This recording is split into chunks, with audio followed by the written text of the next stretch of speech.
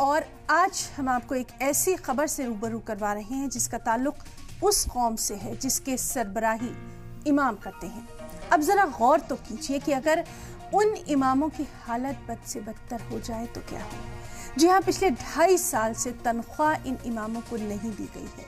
आप बखूबी अंदाजा लगा सकते हैं कि उनके हालात क्या होंगे। एक रिपोर्ट।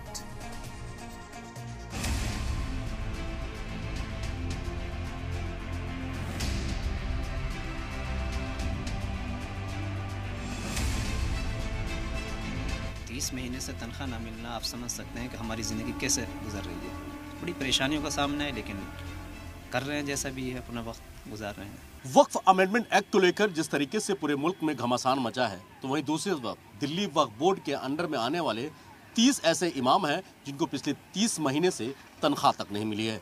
अब ऐसे में आप अंदाज़ा लगा सकते हैं कि जिसको 30 महीने से तनख्वाह ना मिली हो उसके हालात कितने बदतर होंगे। हमने ऐसे ही कई इमामों से बात की जो अपने हालात बयान करते करते अपने आंसुओं को नहीं रोक पाए। आइए दिखाता हूं मैं आपको कि किस तरीके से पिछले 30 महीने से दिल्ली वक्फ बोर्ड के चक्कर काट रहे हैं, लेकिन अभी तक उनको तनख्वाह नहीं दी गई। दिल्ली वक्फ बोर्ड के अंदर आने वाले ऐसे 30 इमाम हैं जिनकी पिछले 30 महीने से तनख्वाह नहीं दी गई है। हालांकि पिछली बार एलजी विनय कुमार सक्सेना के दखल के बाद इनको 5 महीने की 3 किस्तें दी गई थी, लेकिन ज्यादातर लोगों की तनख्वाह आज भी पेंडिंग है। कुछ इमाम और मुअज्जिम की तनख्वाह 3 महीने की और कुछ की 15 महीने की तनख्वाह अभी भी बाकी है। इस महंगाई के दौर में अगर आपको 1 महीने तनख्वाह ना मिले तो आप अंदाजा लगा सकते हैं कि घर के हालात कितने बिगड़ जाते हैं। और अगर ऐसे में दिल्ली में वक्फ बोर्ड के अंदर आने वाले 30 इमाम की तनख्वाह पिछले 30 महीने से ना दी जाए तो क्या सूरत हाल होगी। दिल्ली वक्फ बोर्ड के एडमिनिस्ट्रेटर हो, सीओ हो या फिर सेक्शन ऑफिसर, हर जगह गुहार लगाने के बाद भी आज तक इमाम की तनख्वाह नहीं दी गई। इनमें से कुछ इमाम ने अपनी तनख्वाह को लेकर अदालत का रुख किया। पहली समाअत में ही अदालत ने इन सभी इमाम की तनख्वाह 1 हफ्ते के अंदर देने की बात कही। तनख्वाह 1.5 साल से नहीं मिली। 1.5 साल से नहीं मिली? नहीं। तो दिक्कत नहीं होती आपने किसी? दिक्कत तो पूरी परेशानी है। तो तमाम अखराज हैं, दुख है, बीमारी है, तमाम। वक्फ बोर्ड से इसका मुतालबा नहीं किया? आप लोगों ने क्या बोला? हाँ, करते हैं, मुतालबा भी करते हैं। कभी कभी मिलती भी है, लेकिन जो है 1.5 साल से नहीं मिली। पिछले 1.5 साल से नहीं मिली। तो अधिकारियों से मिले हों, किसी से बात हुई हो, उन्होंने क्या बोला आपको कि कब मिलेगी, नहीं मिलेगी, कैसे है? बस एक के ऊपर टालते रहते हैं। अच्छा। हाँ, कि ऊपर वालों के पास जाओ तो वो कहते हैं कि उनसे। ऐसे कितने इमाम और मुअज्जिन या मुतवल्ली मस्जिद के हैं जो वक्फ बोर्ड के अंडर में आती, जिनकी तनख्वाहें वक्फ बोर्ड की तरफ से आती? कितने ऐसे लोग होंगे जिनकी तनख्वाहें नहीं मिली अभी तक? तो सारे इमामों की रुकी है। सभी की? सभी की रुकी। इस मामले में जब सलाम टीवी ने दिल्ली वक्फ बोर्ड के सीईओ और सेक्शन ऑफिसर से बात करने की कोशिश की तो किसी ने इसको लेकर माकूल जवाब नहीं दिया। दरअसल तनाज़ा इस बात को लेकर है कि साल 2019 के बाद से इमाम और मुअज्जिन को दिल्ली वक्फ बोर्ड अपना मानने से ही इनकार करता चला आया है।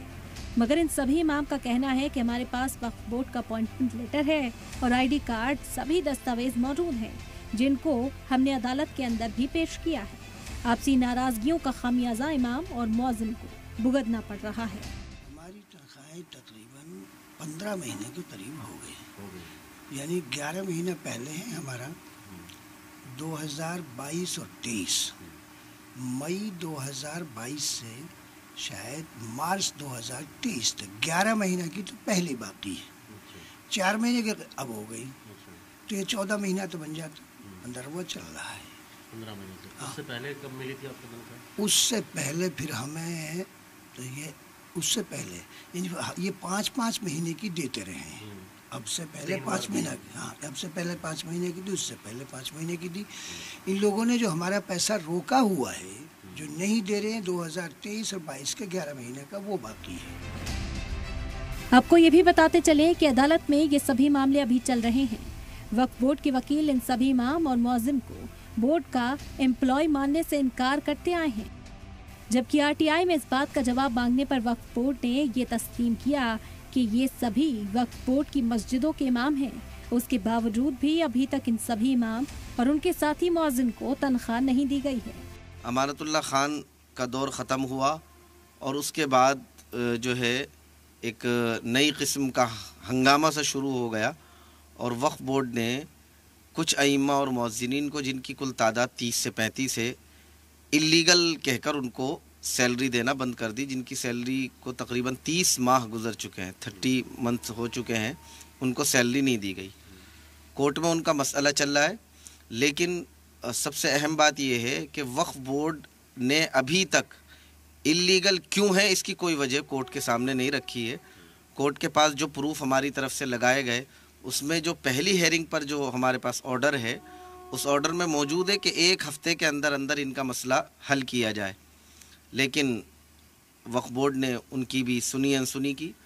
उसके 2-3 बाद फिर एक ऑर्डर आता है जिसमें कोर्ट ये बात कह रहा है कि वक्फ बोर्ड के वकील कुछ बात करते हैं, रेवेन्यू डिपार्टमेंट के वकील कुछ बात करते हैं, यानी उनके वकला के दरमियान ही आपस में इत्तिहाद नहीं है। वजह उसकी ये है कि उनके पास कोई हमें इल्लीगल कहने का कोई सबूत नहीं है। तकरीबन हम लोगों को 15 महीने से तनख्वाह नहीं मिली और ये जो सिलसिला है, ये सिलसिला कोई आज का नहीं है, मतलब कई सालों से जो है यही सारा जो है चल रहा है मामला। और अफसोस की बात ये है कि इमाम और मुअज्जिनीन एक ऐसा मजलूम तबका है उम्मत का, जिसके बारे में कोई भी बात नहीं करता है, बात करके ही राज़ी नहीं है। ये तो पहली मर्तबा हुआ है कि चौधरी इकरा हसन ने एलजी को जो है लेटर लिखा है। ये पहली मर्तबा हुआ है कि किसी सांसद के दिल में ये बात आई कि नहीं, इनके बारे में लिखना चाहिए। ये दिल्ली के इमामों के लिए, दिल्ली के इमामों के लिए, और एलजी को जो है उन्होंने डायरेक्ट जो है लेटर जो है वो भेजा है। इमाम की तनख्वाह न मिलने को लेकर कैराना से समाजवादी पार्टी की लोकसभा सांसद इकरा चौधरी ने भी एलजी विनय कुमार सक्सेना को खत लिखा है, जिसमें जल्द से जल्द इमाम की सैलरी देने की बात की गई है। तो देखा आपने, यह हाल है दिल्ली वक्फ बोर्ड का, जहां एक तरफ सरकार ये कहती है कि हम वक्फ बोर्ड को और मजबूत करने की कवायद कर रहे हैं, तो वहीं दूसरी तरफ दिल्ली वक्फ बोर्ड के अंडर में आने वाले ये 30 इमाम पिछले 30 महीनों से अपनी सैलरी के लिए दर दर की ठोकरें खा रहे हैं। वक्फ बोर्ड के मुलाजिम इस बात का एहसास तक नहीं कर रहे कि जिनके घरों में चूल्हा जलना है, आखिर वो कैसे जलेगा। ईद हो, बकरीद हो या कोई और त्यौहार, इनका घर का चूल्हा हमेशा खामोश ही रहता है। वीडियो राहुल के साथ सैयद मुबशिर, सलाम टीवी, दिल्ली।